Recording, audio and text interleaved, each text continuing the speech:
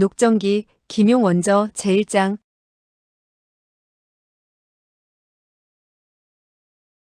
1. 소년위소보. 양주성은 예로부터 이름난 명승지였다. 옛사람들은 인생에서 가장 즐거운 일은 허리에 10만관의 돈을 두르고 학을 타고 양주에 날아가 노는 것이라고 했다. 수양제가 운하를 개설한 이후 양주는 운하의 중앙에 자리 잡고 강서성과 절강성을 연결하는 교통의 중심지가 되었다. 명나라 이후에는 각지의 소금 장수들과 큰 장사치들이 모여 살게 되어 그야말로 천하에서 으뜸가는 부를 누리게 되었던 것이다. 청해 강희제 원년의 일이었다. 양주 부근의 수서호 호반은 명옥방이라고 불리는 기루들이 즐비하게 늘어서 있었다. 늦은 봄의 해는 저물고 집집마다 등불이 밝혀질 무렵 명옥방의 모든 기루에서는 기생들의 간드러진 웃음소리와 가야금을 뜯는 소리가 어우러져 한껏 흥청거리고 있어 태평성세의 모습을 여실히 드러내고 있었다. 여춘원은 명옥방에서도 몇 번째 안에 드는 기루였다. 지금 여춘원에서는 10여 명의 염상들이 3개의 탁자에 나누어 앉아 술을 마시고 있었다. 그들은 각기 한 명의 기녀를 옆자리에 앉히고 권커니 작거니 술을 들이키면서 기녀를 희롱하기도 했다. 갑자기 대문을 두드리는 소리가 요란하게 들려왔다. 그러고는 너댓 명이 큰 소리로 외치는 소리가 우렁차게 들려왔다. 문을 여시오. 우리는 사람을 찾으러 왔소. 술을 마시던 염상들은 어리둥절한 표정으로 서로의 얼굴을 바라보며 수군거렸다. 어떤 사람들이 와서 시끄럽게 굴지. 관가에서 조사하러 왔나? 도대체 무슨 일이야?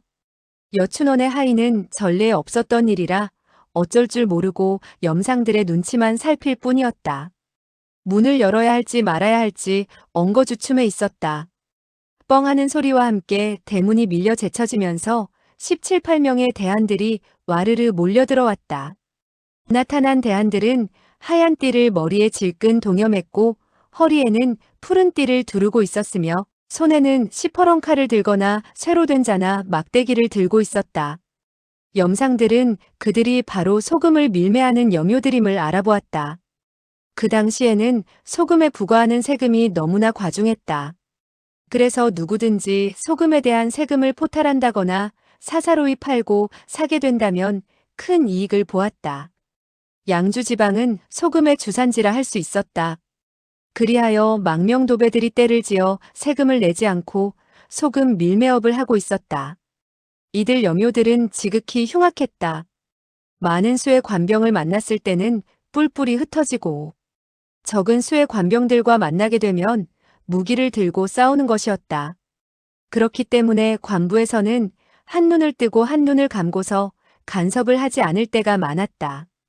술을 마시던 염상들은 염료들이 사사로이 소금을 밀매할 뿐 행상인을 턴다거나 나쁜 일은 하지 않고 평소에도 백성들을 상대로 소금을 팔더라도 무게를 속이지 않으며 자기네들의 세력을 믿고 사람을 괴롭히지 않는다는 사실을 잘 알고 있었다. 그런데 오늘 갑자기 흉악하게 명옥방으로 뛰어드는 것을 보자 모두들 당황해하는 한편 의아하게 생각했다. 염료들 가운데 50여 세의 노인이 입을 열었다. 여러 친구들 실례된 것을 사과드립니다. 그리고는 폭언을 하고 왼쪽에서부터 오른쪽에 이르기까지 공손히 예를 하고는 낭낭히 말했다. 천지회의 가여섯째가 이곳에 안 계시오? 그러고는 눈을 들어 염상들의 얼굴을 하나하나 훑어보았다. 염상들은 그의 시선을 받자 모두 당혹한 표정을 지으며 연신 고개를 가로저었다. 이때 염효를 이끌고 온 그 노인은 음성을 높여 소리쳤다. 가여섯째, 오늘 오후 너는 수서호 옆 술집에서 터무니없는 소리를 짓거렸다.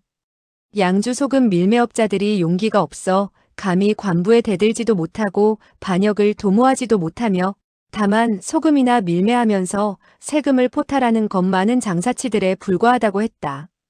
너는 술을 잔뜩 마시고 큰 소리로 우리 양주의 소금 밀매업자들이 너의 말에 승복할 수 없다면 언제든지 명옥방으로 와서 너를 찾으라고 했다.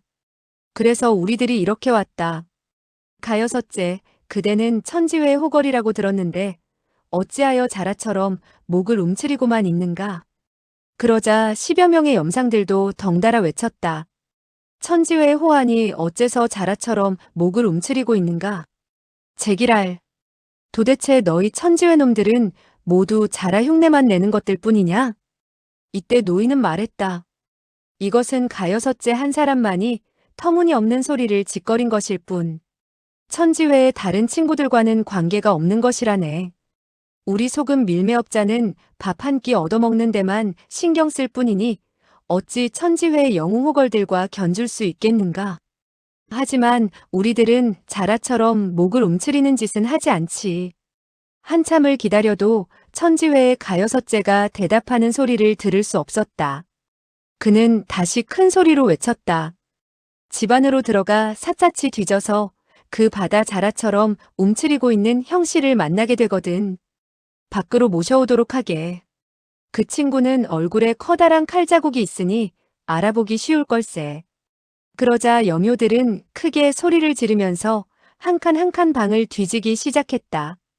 벼랑간 동쪽 객실에서 걸직한 음성이 들려왔다. 어떤 놈이 이곳에서 큰 소리로 지저대서 내 흥을 깨는 것이냐? 염효들이 다투어 부르짖었다. 가여섯째가 저기에 있구나. 가여섯째, 빨리 기어나와라. 빌어먹을 개도적이 매우 당돌하구나. 그러자 동쪽 객실에서 껄껄 웃는 소리가 들려왔다. 하하하. 나는 가시가 아니다. 다만 내 녀석들이 함부로 천지회를 욕하는 소리가 듣기 싫었을 뿐이야. 나는 천지회 사람도 아니지만 천지회 친구들이 하나같이 영웅호걸들인 것을 알고 있다. 너희들같이 소금이나 몰래 팔아먹는 것들은 그들의 신발을 닦아주거나 뒤를 닦아줄 자격도 없다. 그러자 염효들은 성이 나서 고래고래 고함을 질러댔다. 서너 명의 사내가 손에 강철 칼을 쳐들고 동쪽 객실로 뛰어들어갔다.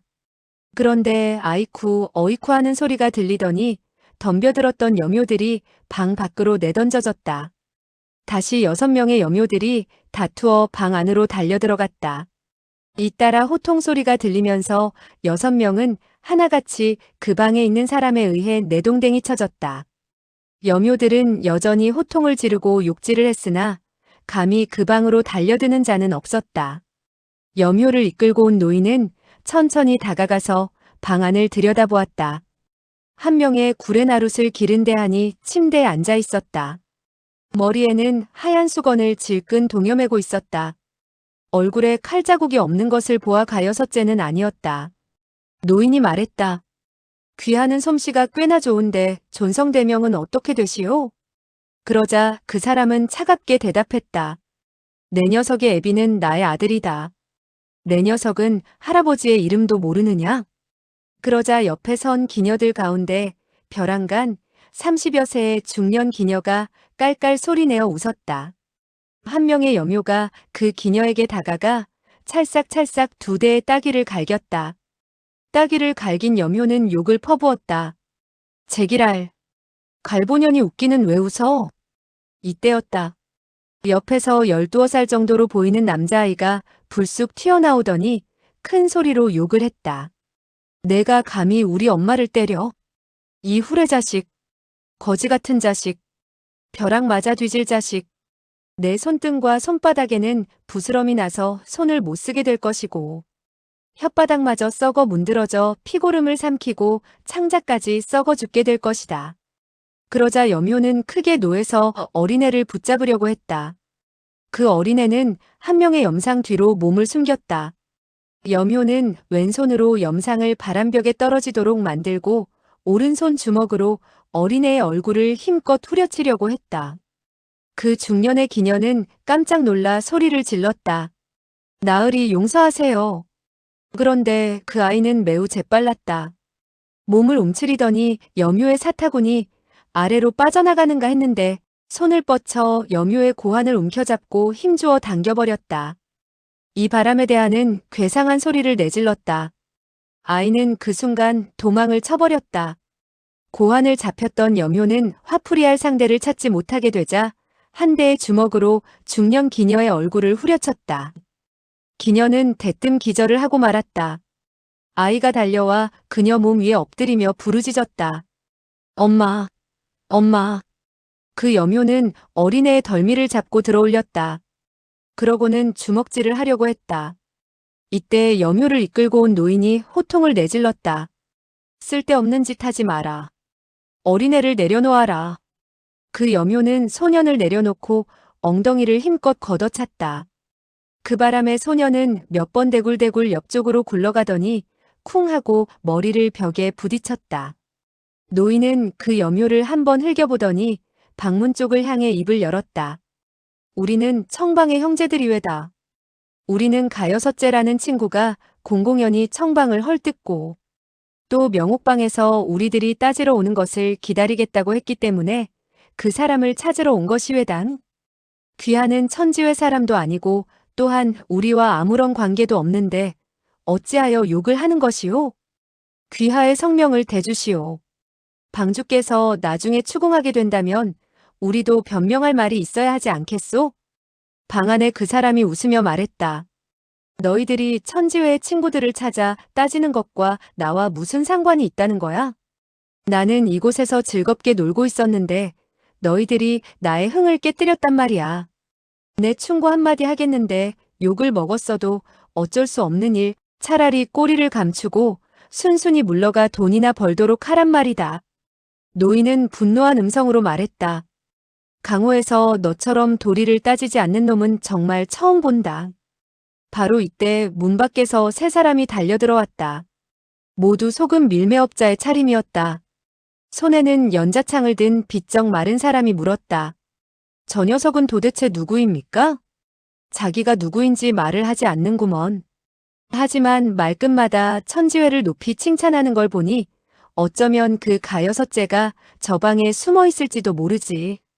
그러자 비쩍 마른 사내는 연자창을 흔들거리더니 머리를 끄덕여 보였다. 노인은 허리춤에서 한자기리의 쌍단검을 손에 들었다. 벼랑간 네 사람이 일제히 방 안으로 뛰어들었다. 동시에 방 안에서는 무기 부딪히는 소리가 날카롭게 들려왔다. 와지끈 뚝딱하는 소리가 끊임없이 들려오는 것을 보아 방 안의 가구들이 하나둘 부서져 나가는 모양이었다. 방 안에 뛰어든 4명의 여묘들은 끊임없이 소리를 지르고 있었다. 그런데 방 안의 사람은 아무 소리도 내지 않고 있었다. 대청에 남아있는 염상들은 멀찌감치 서서 방 안의 싸움에 귀를 기울이고 있었다. 무기 부딪히는 소리는 점점 빨라지고 있었다. 벼랑간 방 안에서 한 사람의 처절한 비명이 들려왔다. 한 명의 여묘가 죽어가는 단말마의 비명이었다. 이때 소년을 걷어찼던 여묘는 여전히 고환이 무섭게 아파왔다. 그런데 소년이 담장가에서 몸을 일으키는 게 아닌가. 그 여묘는 주먹을 쥐고 소년에게 다가갔다. 여묘는 한 대의 따귀를 후려갈겼다. 소년의 몸이 빙글 한 바퀴 돌며 쓰러질 듯 비틀거렸다. 여묘는 다시 오른쪽 주먹을 쳐들고 소년의 얼굴을 내려치려고 했다. 그 소년은 피한다는 것이 그만 싸움이 벌어지고 있는 객실 안으로 뛰어들게 되었다. 대청에 있던 사람들은 모두 아하는 소리를 질렀다. 그 여묘는 감히 방으로 쫓아 들어가지 못하고 문이 닫힌 방 안을 바라보기만 했다. 소년이 방 안으로 들어가니 울컥 피비린내가 끼쳐왔고 방 안은 캄캄했다. 무기와 무기가 부딪히는 소리가 들리면서 불꽃이 어지럽게 튀는 것을 볼 수 있었다. 어렴풋이 침대 위에 한 사람이 앉아있는 것이 보였다. 머리를 배로 칭칭 감고 있어 그 모습이 어둠 속에서 기괴한 느낌을 주었다. 불꽃이 튄 후 방 안은 다시 캄캄해졌다. 그러나 대청의 둥근 빛이 문틈으로 흘러들어 흐릿하게 사방을 살펴볼 수 있었다. 머리에 붕대를 감은 사람은 손에 칼을 쥐고 휘두르며 싸움을 벌이고 있었다. 4명의 여묘들은 이제 2명만 남아있었다. 단검을 손에 든 노인과 체격이 우람한 사내는 여전히 흰배로 머리를 감은 침대 위의 대한을 상대로 싸우고 있었다. 소녀는 속으로 생각했다. 이 사람은 머리에 중상을 입고 있는 데다가 다리를 다쳤는지 일어서지도 못하고 있으니 이 소금 밀매업자들을 이길 수가 없을 것이다. 그러니 나는 빨리 도망을 쳐야겠다.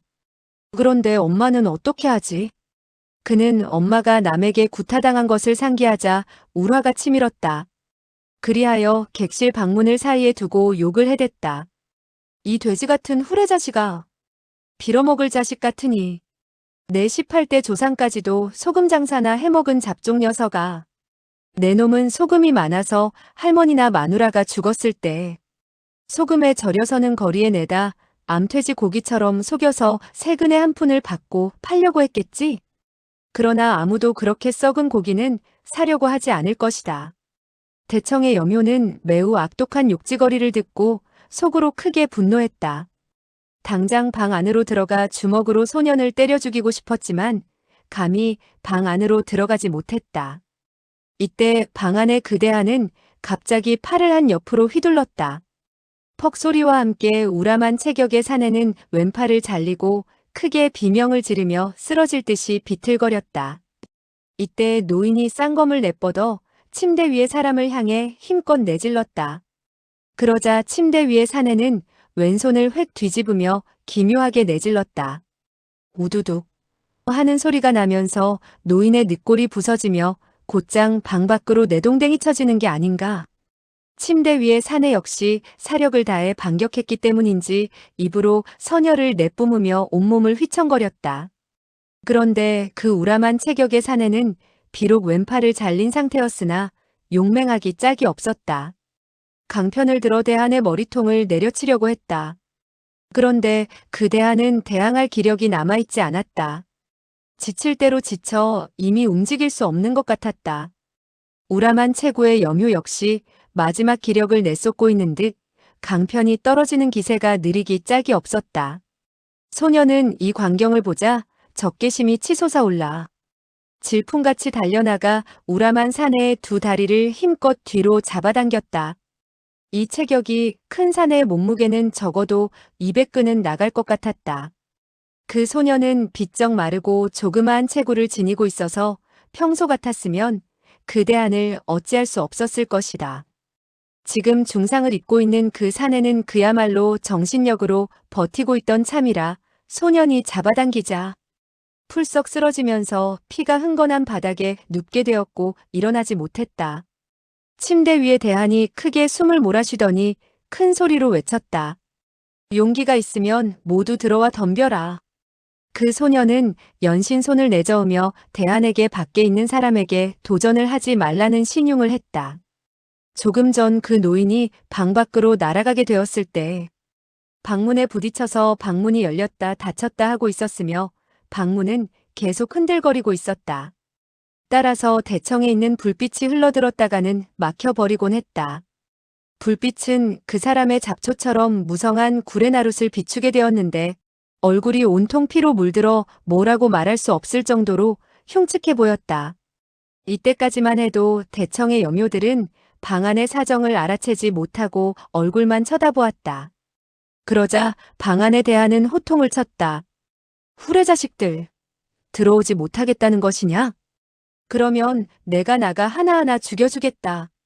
그러자 염료들은 고함 소리를 지르며 땅바닥에 있는 사람들을 둘러매고 다투어 문 밖으로 도망치기 시작했다. 그 대하는 껄껄 소리내어 웃으며 소년에게 나직이 말했다. 얘야, 문을 걸어 잠그도록 해라. 소년은 속으로 문은 반드시 잠가야 한다고 생각하던 중이었다. 예. 그는 방문을 닫고 천천히 침대 앞으로 다가갔다. 어둠 속에는 피비린내만이 물씬물씬 풍기고 있었다. 그 대한이 말했다. 너는. 한마디가 미처 끝나기도 전에 대한의 몸이 옆으로 기울어졌다. 금방이라도 침대 아래로 떨어질 것 같았다. 소녀는 재빨리 앞으로 나아가 부축했다. 그러고는 대한의 머리를 베개 위에 놓이도록 눕혔다. 그 속은 밀매업자들은 다시 들이닥칠 것이다. 내 힘이 회복되지 않았으니 빌어먹을 피하지 않을 수가 없구나. 그러고는 손을 뻗쳐 몸을 일으켰다. 그러자 상처에 자극을 준 듯 나직이 신음소리를 냈다. 소녀는 재빨리 다가가 부축했다. 소녀는 그의 왼쪽 어깨를 부축했다. 나를 부축하지 말아라. 그 염료들이 발견하면 너마저 죽일 것이다. 소녀는 말했다. 죽일 테면 죽이라지 뭐가 겁나요? 우리 친구들끼리는 의리를 지켜야 되지 않겠어요? 나는 반드시 당신을 부축해야겠어요. 그러자 그 대하는 껄껄 소리내어 웃었다. 웃는 동안에 잇따라 격렬히 기침을 하더니 웃으며 말했다. 내가 나에게 의리를 지키겠다고? 의리를 지키지 못할 것도 없지 않아요? 좋은 친구끼리는 복이 있으면 같이 나누고 화가 있으면 같이 당하는 법이라고요. 양주의 거리에는 찻집이 많았고 그 찻집에는 책을 읽어주는 이야기꾼들이 많이 있어서 삼국지나 수호지, 대명령렬전 같은 책을 읽어주곤 했다. 이 소녀는 밤낮 없이 기루나 도박장, 찻집, 술집을 들락거리며 심부름을 해주고 돈푼이나 얻어서 쓰고 있었다. 그는 시간이 나기만 하면 찻집 탁자 옆에 앉아 책 읽는 소리에 귀를 기울이곤 했다. 찻집의 다박사를 아저씨라고 부르며 친근하게 따라다녔기 때문에 다박사는 소년을 쫓아내지 않았다. 소년은 그 같은 이야기를 많이 들었기 때문에 고사에 나오는 영웅호걸들을 매우 숭배하고 있는 터였다. 그래서 오늘 이 사람이 중상을 입은 처지에서 다시 여묘들을 무찌르는 것을 보자 속으로 앙모하는 마음이 싹트기 시작했다. 그래서 자기도 모르게 영웅들의 말투를 내뱉게 된 것이다. 이때 대하는 싱긋 웃었다. 그 말은 참 그럴듯하구나. 나는 많은 사람들로부터 그 같은 말을 수없이 들어왔다마는 복이 있어 함께 나눌 사람은 보았으나 환난을 당했을 때 같이 감수하자고 나서는 사람은 보지 못했다. 일이 나가자꾸나. 그 소녀는 오른쪽 어깨로 그 사람의 왼팔을 부축하고 방문을 열었다. 그러고는 대청으로 나갔다. 사람들은 이를 보고 아연실색해서 사방으로 피했다. 소년의 어머니가 크게 소리쳤다. 소보야, 어디로 가는 거냐? 이 친구를 대문 밖까지 바래다 주고 오겠어요. 그 사람은 껄껄 웃었다. 이 친구라고. 하하하. 내가 너의 친구가 돼버렸구나. 소년의 어머니는 소리를 쳤다. 가지 말아라. 너는 빨리 몸을 숨겨야 돼. 소년은 싱긋 웃어 보이고 성큼성큼 걸음을 옮겨 대청을 나섰다. 두 사람이 대청을 나서게 되었을 때 골목 안은 조용할 뿐 아니라 아무도 볼 수 없었다. 아마도 여묘들은 강적을 만나게 되자 구원을 청하러 간 모양이었다. 그 대하는 골목길을 벗어나자 하늘의 별을 쳐다보며 말했다. 우리 서쪽으로 가자. 두 사람이 얼마쯤 가고 있는데 맞은편에서 한 대의 노새가 끄는 마차가 달려왔다. 그 대하는 큰 소리로 불렀다. 마부, 이리 오시오. 그러자 노새를 몰던 마부는 두 사람에게 다가와 마차를 세웠다. 두 사람이 온몸에 피칠을 하고 있는 것을 보고는 얼굴에 두려운 빛을 띠었다. 그 대하는 품속에서 한 덩이의 은자를 꺼냈다. 양 너든 양은 되어 보였다. 이 은자를 선불로 드리겠소. 그 마부는 은자가 적지 않은 것을 보고는 즉시 두 사람이 올라탈 수 있도록 발판을 내려놓았다. 구레나룻의 사내는 몸을 숙여 수레 안으로 들어갔다. 그러고는 품속에서 열량의 무게가 나가는 원보를 소년에게 내밀며 말했다. 이봐, 꼬마 친구. 나는 가겠네. 이 원보를 자네에게 주지.